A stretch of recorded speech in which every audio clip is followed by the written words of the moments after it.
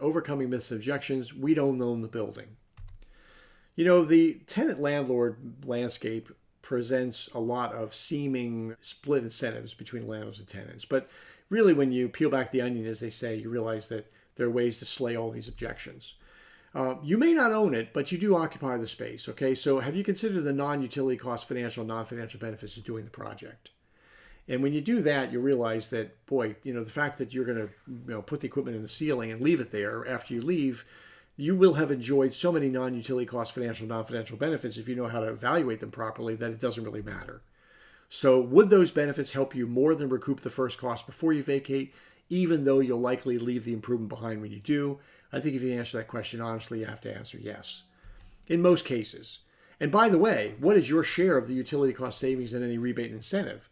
So, you know, you may actually wind up getting some of the rebates and incentives even though you don't own the building because you're the one who's funding the improvement. Okay?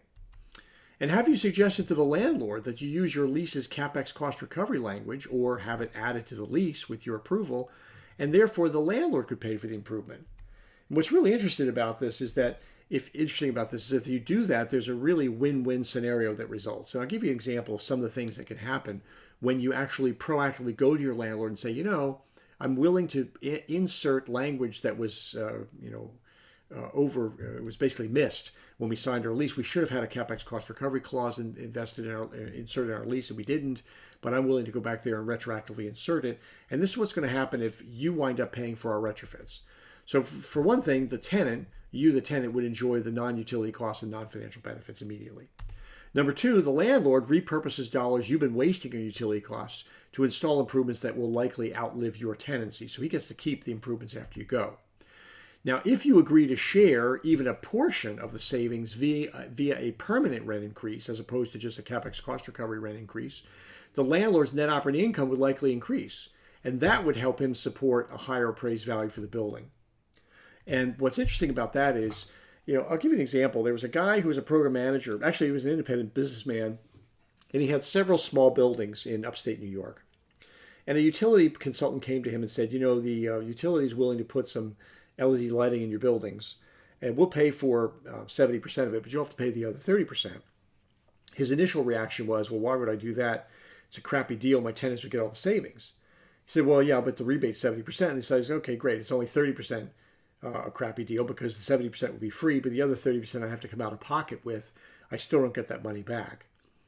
Well, the girl was, had actually taken one of our trainings. She said, well, do you have CapEx cost recovery? And Dan said, well, no, I don't think so. I bought my lease. These are very small buildings, very unsophisticated tenants. I think I bought my lease at a stationery store. It's a 2-pager and it doesn't have anything sophisticated on it. These are small tenants in small buildings. And she said, well, have you thought about maybe approaching your tenants and asking them whether or not they'd participate in this kind of savings? If you agreed to, if they'd let you participate in the savings, if you agreed to pay the 30% that the utility's not paying for this lighting retrofit. So he scratched his chin, thought about it, and sure enough, the next day he convenes a meeting of his tenants. He has a good relationship with his tenants; they trust him. And he says, "Look, yesterday a woman came to me from the utility. She says she has this better lighting system she'd like to install, and I would pay 30% of it. 70% would be paid by them. You wouldn't have a dime out of pocket as my tenants, but if what she says is true, you're going to wind up getting the savings because all these spaces are directly metered. And what I'd like to do is I'd like to basically offer to pay the 30% up front in return for getting a piece of the savings.